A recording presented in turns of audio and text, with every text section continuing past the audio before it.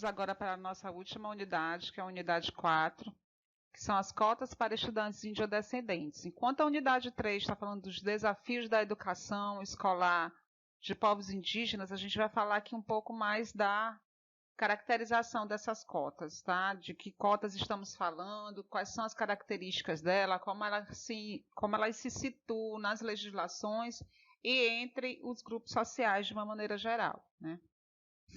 E aí a gente vê aqui, a gente cita, obviamente, não só a Constituição Federal, como também a Lei de Diretrizes e Bases, né? Como eu falei para vocês na unidade 3, são instrumentos, tanto a Lei de Diretrizes e Bases quanto a Constituição Federal, são os instrumentos legais mais progressistas que se pode observar ao longo da história da educação brasileira, né? E ainda assim com muitas lacunas, né? Porque se você perceber na própria história, né, tanto a Lei de Diretrizes e Bases quanto a educação, quanto a Constituição Federal, ela vê algumas lacunas, né? Vocês sabem que ambos os instrumentos passaram pela participação popular, mas nem tudo que foi se discutido nas bases foi de fato fechado junto na conclusão. Mesmo assim, são os instrumentos legais mais progressistas que nós podemos perceber ao longo da história da educação brasileira. No que diz respeito a isso, né? Então, esses instrumentos instrumentos que dão indicativo de uma educação exclusiva para todos os cidadãos, né? Então, um aspecto de discussão hoje tem sido, por exemplo, o sistema de cotas para ingresso nas universidades brasileiras, né? Inclusive, gente, esse sistema de cotas de ingressos é um sistema de cotas que tem como referência para outros países, tá bom? No que diz respeito a questões de inclusão de populações em vulnerabilidade, tá bom? Vamos lá. Uma garantia, no caso, que assegura especialmente a questão da cota, ela é garantida também pela Lei 3.627 de 2004, que nela institui o Sistema Especial de Reserva de Vagas, né, para estudantes egressos de escolas públicas, em especial negros e indígenas, nas instituições públicas federais de educação superior. A gente percebe que, com a consolidação do sistema de cotas, o perfil da Universidade Federal do Brasil, ele passou a ter outro perfil, né? Não só do perfil no que diz respeito à inclusão, mas também um perfil de acesso aos cursos de uma maneira geral, né? Muita gente tem que avançar. Só que o sistema de cotas ele não é um sistema temporário, como eu falei para vocês, de correção. Então, se eu digo para vocês que muito tenha que se corrigir e se avançar, é porque mesmo assim, mesmo antes do sistema de cotas, ainda que o sistema de cotas, se a situação é dessa forma, antes do sistema de cotas, a situação era bem pior, né? Então, vamos ver aqui, né? Então, no que diz respeito às populações indígenas, né? Então, qual a possibilidade dos indígenas usufruírem das cotas se a maioria não conclui o ensino fundamental em função do que a gente falou na unidade 3 por conta daqueles desafios, né? Então, qual é a realidade escolar que eles enfrentam, né? Então, cotas para quem tem acesso à universidade, mas sem acesso à conclusão do nível, na modalidade do nível do escolar básico. Como é que a gente vai falar sobre isso? Olha como a gente tem como discutir um sistema de ensino é importante, né? E como discutir inclusão é mais importante ainda. Então, nós estamos falando de uma política que é para o ensino superior, mas que ela vai ter um reflexo do que é realizado no ensino básico, né? E se no ensino básico não houver essa inclusão, como é que essa inclusão ela pode ser realizada no ensino superior, né? Então, com os povos indígenas, gente, a situação é mais delicada ainda, né? Porque a preservação no país dessas especificidades que não são tão similares à educação convencional, ao modo de vida e comportamento dos povos, né, do que diz a educação convencional, né, elas são um pouco mais, digamos assim, são mais preservadas, elas são mais peculiares. E se você comparar, né, uma tribo com uma comunidade quilombola, a gente vai ver que a comunidade quilombola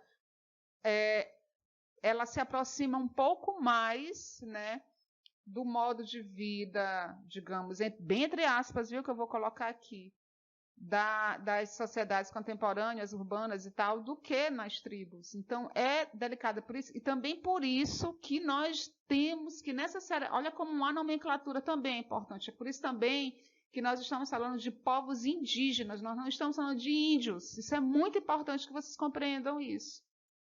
Porque nós estamos falando de indiodescendentes. Por quê, professora? Porque quando a gente fala de indiodescendentes, isso permite que a gente faça a inclusão cada vez mais plena, né? Disso que a gente chama de nossos ancestrais, né?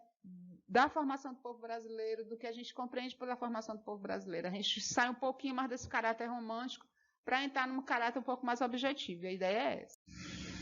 E aí, como é que se dá essa discussão? Então, embora exista o interesse da garantia desses direitos no plano legal e administrativo, com avanços, né, como eu falei para vocês no começo da aula, em torno do assunto, ainda é preciso um empenho político e mobilização indígena em nível nacional para a efetiva estruturação e adequação da política pública, porque a política ela existe.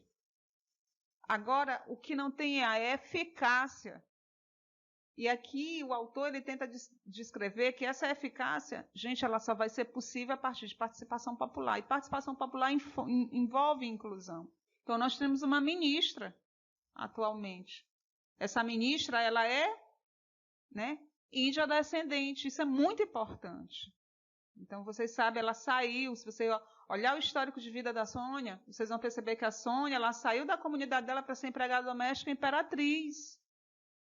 Essa história, essa narrativa, é uma narrativa também comum a afrodescendentes, a nós. Quando eu falo nós, é porque eu estou inclusa, viu, gente? Eu sou negra, né? E por eu ser negra, eu tenho essa compreensão de identidade que é a partir também dessas narrativas. Então, se a gente perceber, por exemplo, a história da Sônia, a Sônia ela tem afetivamente e politicamente esse sentimento de pertencimento, isso é fundamental. Agora, não é garantia. Por que, professora, que não é garantia? Se não houver formação, por exemplo, políticas de formação, de inclusão, inclusive com formação de professores, essa situação ela fica mais delicada ainda. Lembram que na unidade 4 eu falei que a escola, inclusive a família e o Estado, são aparelhos de reprodução social, né? Então, se essas instituições são aparelhos de reprodução social e há o que eu tenho, do ponto de vista ideológico, e como referência, é uma educação que não é inclusiva, eu vou excluir. Isso é absolutamente, e se não tiver a formação, pior ainda, né? Então, a exclusão ela é dupla, do professor e do professor com o aluno, né? E aí, quando a história da educação indígena, de um modo geral, era utilizada para subjugar as populações indígenas, a sociedade não indígena. Então, como eu falei nas primeiras unidades, né, o índio, tanto os indígenas quanto os afrodescendentes, né, nós somos vistos como, né, como a parte subjugada, porque quem é que conta a nossa história? Por isso que isso é importante. Quem é que está contando nossa história? E quem está contando nossa história está contando a partir de qual narrativa? Essa narrativa, ela inclui ou ela exclui? E ela incluindo ou ela excluindo, ela é legítima? Ela vai contar a minha história? Ela vai contar a história de vocês? Quando eu falo de vocês, é vocês que estão me ouvindo e que têm sentimento de pertencimento com relação a esses grupos dos quais nós estamos debatendo aqui. Então, se a gente perceber na história, se vocês pegarem mesmo os próprios livros de vocês, isso também é um discurso similar, vai acontecer também com a mulher, né? Por isso a importância da gente fazer esses debates, né? Dessas peculiaridades, para que vocês compreendam como isso se dá, como essas narrativas chegam até a gente. Exatamente para a gente não reproduzir. Né? E aí o autor está dizendo que sempre foi de reprodução, e a reprodução é de subjugamento, né? Perdão, aqui, né? De inferiorização. E aí aqui a gente tem o parecer do Conselho Nacional de Educação de 1999, que deixa claro e especifica 2 termos. Né? Aí aqui a gente tem 2, né? A educação indígena e a educação escolar indígena. Olha aqui como já vem naquela história de letramento e alfabetização. Porque letramento não é necessariamente alfabetização, né? Isso é uma discussão maior ainda. Então, o que significa? Qual é o conceito de educação indígena e qual o conceito de educação escolar? Né? Então, a educação indígena ela refere-se aos conhecimentos e vivências cotidianas dos índios nas suas comunidades, inclusive aqui dos povos indígenas, segundo os ideais. Então, a gente vê aqui mais a questão mesmo cultural. Né? Então, designa a maneira pela qual os membros de uma dada sociedade se socializam, né? Suas gerações, objetivando a continuidade de valores e instituições consideradas fundamentais. Né? E aí, a gente vai ver que há essa educação indígena. Né? Agora, aquela que é mais formal é da assimilação. Né? Então, por isso que na unidade 4, é impossível a gente não estar citando a unidade 4 com relação ao que a gente está falando das cotas aqui. Porque quando a gente vai fazer essa diferença de inclusão, existe a importância da gente dar ênfase a essas peculiaridades, mas isso não significa dizer que tenha que ser pior ou com acesso de menor qualidade. Então, você que é professor de química, não é porque você está dando aula numa comunidade indígena, né, que você percebe que nesse grupo social não se tem um avanço tão significativo como naquele, que você não tenha que adequar estratégias, metodologias e aspectos de formação na área de vocês específica para que atenda à inclusão desse grupo social.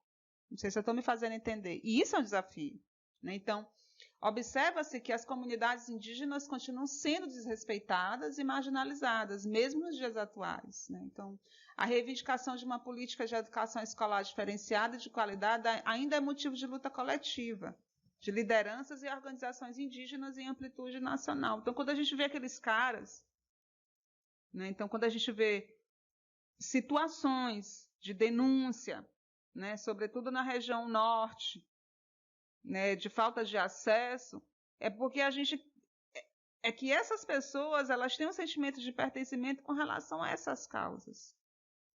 Eu não posso pegar e dizer que tem um professor que tem acesso a uma comunidade indígena que está tentando fazer inclusão e que sabe que lá tem uma série de perigos. Eu não posso atribuir a ele, eu enquanto Estado, que o perigo que ele está correndo, ele está se responsabilizando por tal. Eu não posso fazer isso.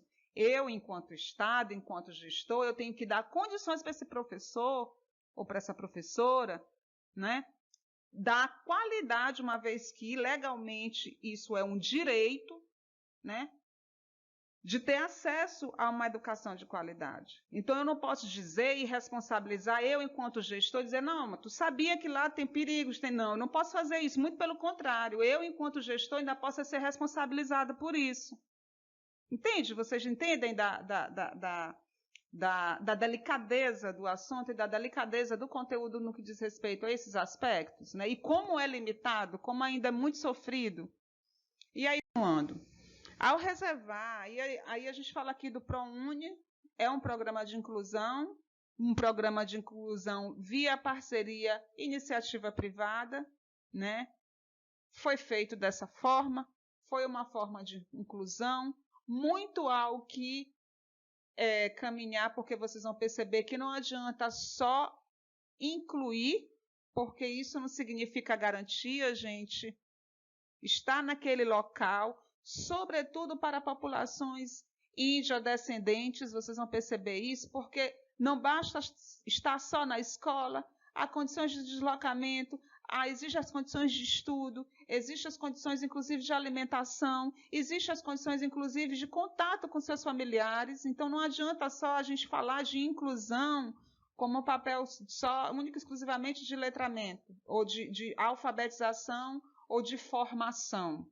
Alfabetização e formação exige letramento. Quando eu falo de letramento, eu falo de consciência de classe, eu falo de consciência política com relação à garantia, né, a garantia que nós temos em sala de aula, seja em qualquer, inclusive em qualquer categoria. seja no ensino básico, seja no ensino superior. Então, ao reservar vagas para os afrodescendentes e indígenas, né, e pessoas com deficiência, o ProUni caracteriza-se como um importante mecanismo de inclusão social, estabelecendo oportunidades para vencer as desigualdades. Mas isso não significa dizer que a gente tem que sucatear a Universidade Federal, a Universidade Pública, né? Não. É uma parceria com a iniciativa privada? É. Ela deu certo? É. Mas a Universidade Pública também dá certo. Tanto que nós estamos aqui num programa estabelecido por um Instituto Federal, né? E o prazer que eu tenho de estar aqui, de estar passando meu conhecimento para vocês e sabendo que mais na frente vocês vão se apropriar desse conhecimento para poder fazer valer o quê? A inclusão dos alunos, por exemplo, o ensino de Química. Olha a beleza que é esses programas. E aí, continuando. Perdão, que a gente passou, foi o que eu já tinha falado, os 2 slides que passou diz respeito, justifica o que eu acabei de falar, tá bom, gente? Aí a gente tem um exemplo aqui, eu coloquei um exemplo aqui, eu não, a partir do texto que é referenciado aqui, os Kayangangues no contexto urbano, né? Tipo assim, um caso, né? A diversidade sociocultural desses povos, né? E a impossibilidade de acesso às cotas universitárias. Vocês vão perceber que muitos deles ingressam, né, e acabam não concluindo, né? Então, quais são as características dos Kayangangues, né? Então, na organização social Kayangangue, a família procura manter um elo de proteção e segurança coletiva, em que as relações de parentesco são extremamente coesas e fortes. Porém, na vivência do espaço urbano, isso certamente acaba por sofrer transformações. Então, para vocês perceberem, gente, que até esses laços familiares, que são diferentes das sociedades urbanas, que são as sociedades urbanas, as contemporâneas, são mais individualizadas, né? Tem aquela, já é diferente. Vocês vão perceber também, a gente percebe também que tudo que diz respeito a índio-descendentes, quando a gente fala inclusive de jogos, tudo faz referência ao coletivo, não se faz referência ao privado. Então, a gente tem aqui alguns desafios de impossibilidade de acesso às cotas universitárias por conta desse grupo social, mas vocês vão perceber que em outros não é muito diferente. Então, a forma como a comunidade está organizada e hierarquizada faz com que os Kayangangues sejam impedidos, inclusive, de usufruir plenamente de seus direitos de cidadãos, permanecendo assim socialmente excluídos por conta do que eu acabei de descrever para vocês. Né? E aí, assim, é importante que a gente perceba que cada povo possui seus ritos, seus mitos. Por isso é que eu falei para vocês que tem que atender isso aqui, né? Seus mitos, cantos, expressões. E por isso a importância não só de atender isso aqui, e uma vez não atendendo isso aqui, né?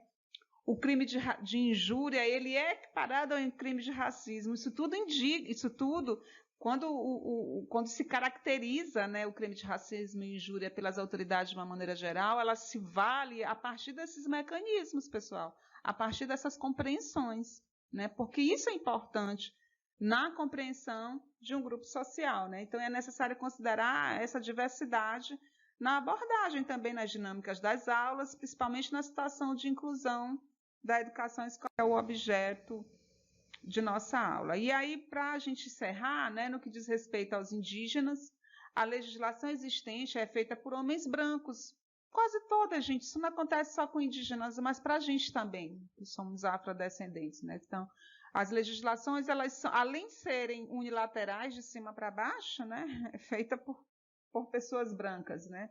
E aí, sem a participação democrática coletiva. Por isso, pessoal, que todos os instrumentos de participação popular, eles são importantes.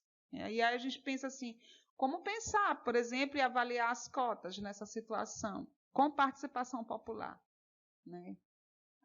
Ainda temos isso, cobrança, né?